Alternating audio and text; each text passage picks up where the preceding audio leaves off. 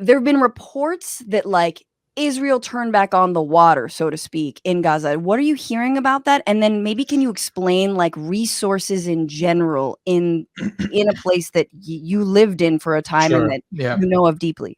So the reason Israel is able to turn the water on and off on Gaza is essentially kind of the crux of this conflict, right? Mm-hmm. Israel maintains absolute control and dominance over the 2.2 million people who live in Gaza. The Hamas attack was called a breakout because that was literally what it was. These people broke out of a prison that has been constructed around them their entire lives. The last time I was in Gaza, Francesca, was 2005. Yeah, so almost 18 years ago now. And back then, one of the things that was constant was this incessant buzzing sound, which is the sound of Israeli drones over the Gaza Strip. That sound has not gone away for 18 years. Can you imagine growing up there like that, being born into that, growing up knowing that every move of yours is being seen from the sky, that death is imminent from the sky at any moment?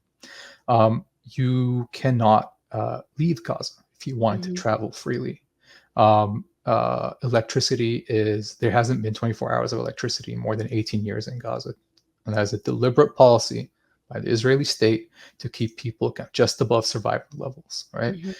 In 2012, the Israeli newspaper Haaretz, referencing Israeli military documents, found that the Israeli army had actually calculated a minimum number of calories that everyone in Gaza needs to avoid starving, and limited the import of food based on that.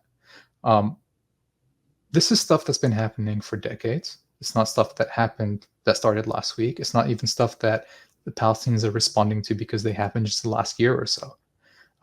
This has been built. These people have literally been put in what can be described as a concentration camp, locked up from the world.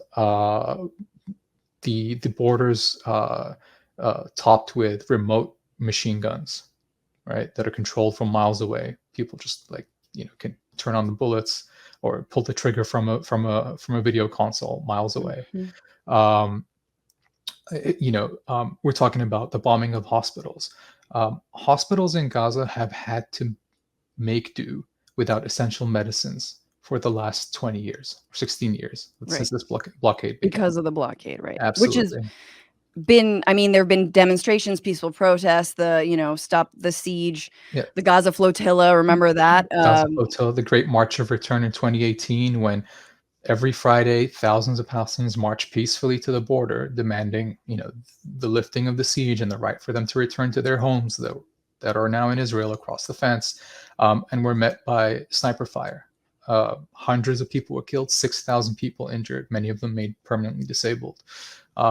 And, it's very easy for us to sit here in the West and say, those Hamas guys are barbarians. And even people who are horrified by what Israel is doing in response will say, we can't conflate Hamas and the Palestinian people.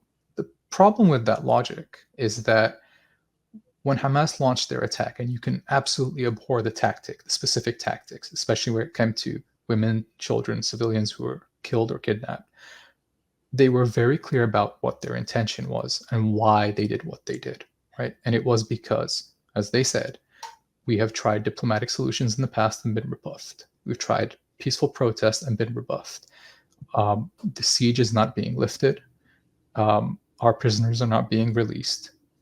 And so we're trying to put an end to this. Now, are they going to be successful in that? I don't know. But I think if you have never lived a day in a place like Gaza, I don't think you can quite comprehend what living there in that situation for 16 years of siege and 30 years of closure can do to people. Yeah, and in terms of the hostages, and we talked about this last week. We talked about the Hamas trying to negotiate for prisoner release in previous attempts. Just got to be clear to people. Like, these people are not taking hostages just for the sake of taking them hostages. They were taken hostages as bargaining chips for a prisoner release, for a prisoner swap. Right. Sorry. No. That's exactly right. And I think that I also put myself in the shoes of those hostages, knowing that my government and the government of Israel believes people to be collateral damage and believes people to be pawns and has no qualms with, again, killing as many people as long as it proves some sort of political point.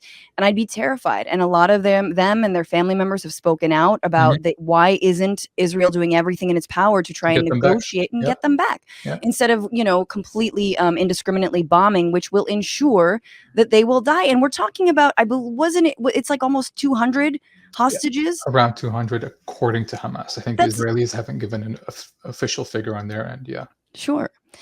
So let's just pivot, because two last points and then I'll let you go. But on this idea that no one's doing anything, especially in power, we know that to be true, especially in the White House and from the Biden administration, but there is minor pushback from members of the squad, right? Progressive Democrats like Ilhan Omar and Rashida Tlaib and Alexandria Ocasio-Cortez calling on this ceasefire, calling on a resolution right now.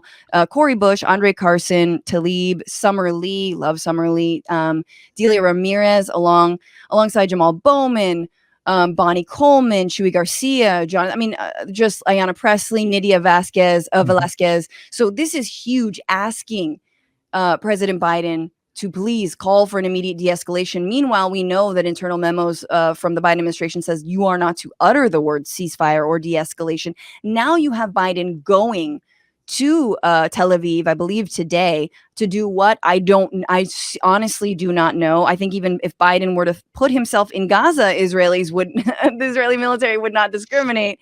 But I don't know. What do you make of this, at least this attempt? Is it, just your reactions to this, something that we didn't necessarily have in 2008 and 2014 were leaders like this. Yeah, I think it's a good sign. Unfortunately, the numbers are so small. It does seem like, just from reading some of the reporting around this on the Hill, especially, things are slightly shifting from where they were last week.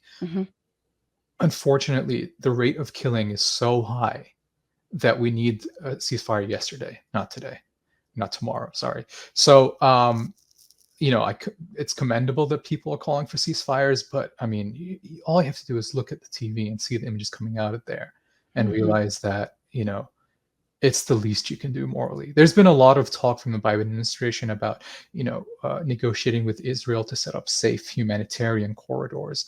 And in the absence of a ceasefire, especially in a place as tiny as Gaza, that is meaningless. It's face saving from the Biden administration. And if I could just pull it back a little further, Biden going to Israel tomorrow and Blinken being there all week and attending a meeting of the Israeli war cabinet as they plan and strategize these bombings is being seen very clearly by the Arab world and the Muslim world, right? A lot of people are looking at this not just as an Israeli war on Palestinians, but an American-Israeli war. And I don't think that was kind of the case in previous rounds. Beyond that, the talk that was coming out last week of the Americans, Biden administration, pressuring Egypt to open the border and take in, 2.2 million Palestinians into Sinai, is horrifying to comprehend. If you know anything about the history of the Israeli-Palestinian conflict, the primary reason this conflict has been ongoing for 75 years was the ethnic cleansing that took place in 1948 of 750,000 Palestinians that were not allowed to return to their homes. So even for nominal U.S. allies like Jordan and Egypt, this is horrifying, right? A lot of people say they don't care about Palestinians, and that's possibly true at a government level, but none of these governments want to bear the burden of what Israel and the United States want to do here. They don't want Palestinians to be shipped off into their countries, because from what they've seen, what history has shown us is once Palestinians leave, they're not allowed to go back home. Right. Absolutely. And that is ethnic cleansing. It's ethnic cleansing, and it's also, from, again, a crass sort of governmental standpoint, difficult to incorporate refugees who have nothing as if you have extra resources to spare. And let's just name how racist it is. And I've heard liberals tell me this as well. Well, why don't Arab nations do more for Palestinians? why doesn't the US stop fucking giving $3 billion a year to the IDF? Okay, how about like, why don't we mind our own business? You're talking about people in regions minding their regional business. Tell that to the fucking United States, number one. Like, it's so racist to be like, oh, we'll group the Browns. The Browns go together. We just organize them. It's all the same. It's all the same. It's all the same. Just put them anywhere; they'll be fine. Yeah. So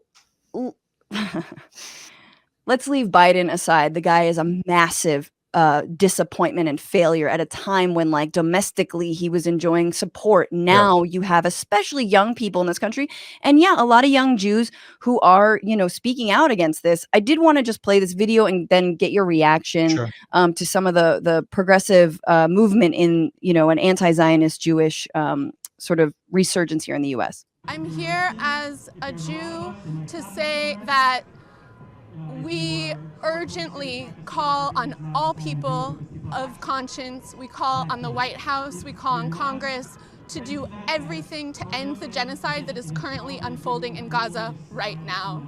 And we are here as Jews because we carry the history of our ancestors.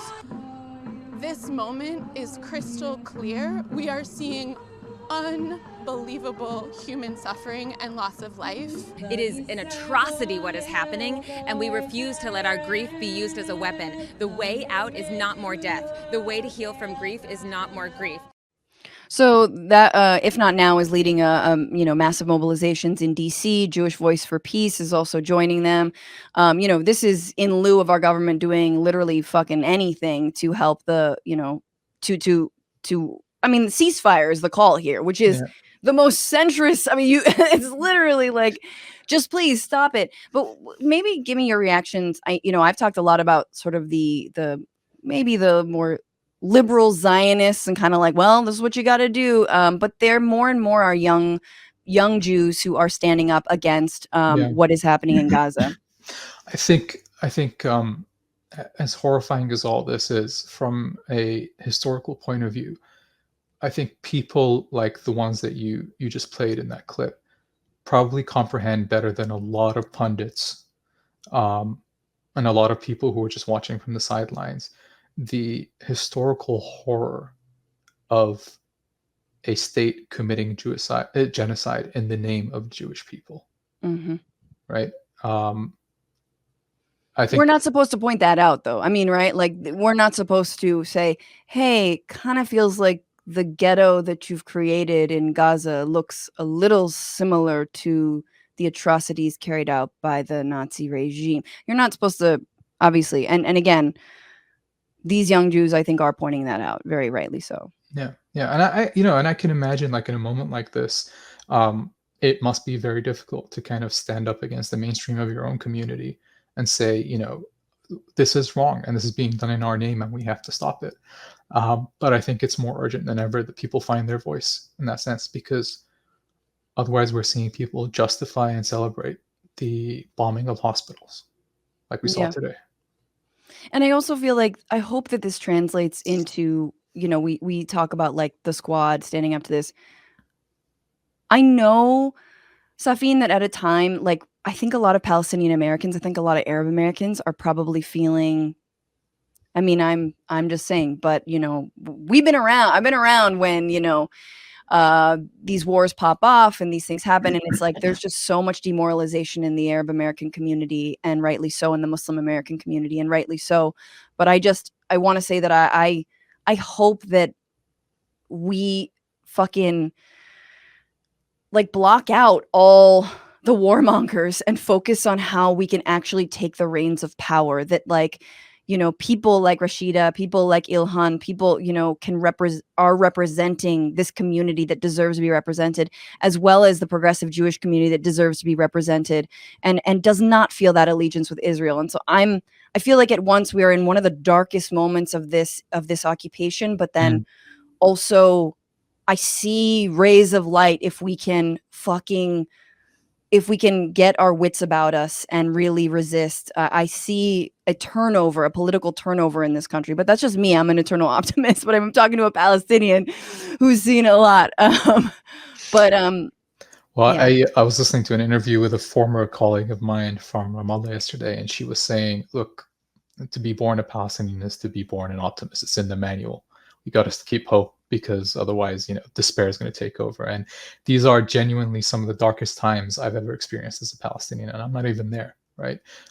You asked me earlier about my family, and I know we got to wrap, but I just want to say what I'm going to say applies to virtually everyone who has family in Gaza.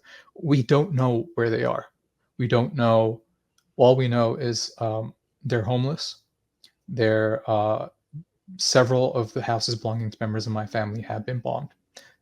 Several of them have had the entire neighborhoods where they've lived their whole lives have been flattened by Israeli airstrikes. We only get, power and internet are so. It's so hard to get power and internet that we only hear from them once or twice a day, and the update is we're still alive. So the only way out of this is an immediate ceasefire, and then a real reckoning with the things that led to this point, because there's no military solution to this. This is a political problem, and the resolution to this is political. And anyone who is sickened by what we're seeing last week is to realize, if we don't want this to happen again, there has to be an end to the occupation, an end to apartheid, and accountability for war crimes. Otherwise, this will happen again. Absolutely. And it will be worse. And I think that everyone said it, and let's just name it. The occupation is untenable. And the crimes committed by Hamas and the crimes in retaliation are evidence to that. This is untenable. It's untenable for Palestinians. It's untenable for Israelis. There needs to be a better way. And it's just incredible that Palestinians would be the ones who are called terrorists when they and their allies are just saying there is no military solution. What's going on, Frantifa? If you haven't already, subscribe to this channel right now. Hit that button. And also, you can become a patron and support the show every single week. Get access to bonus episodes and exclusive merchandise. Patreon.com/bitchuation room. Do it.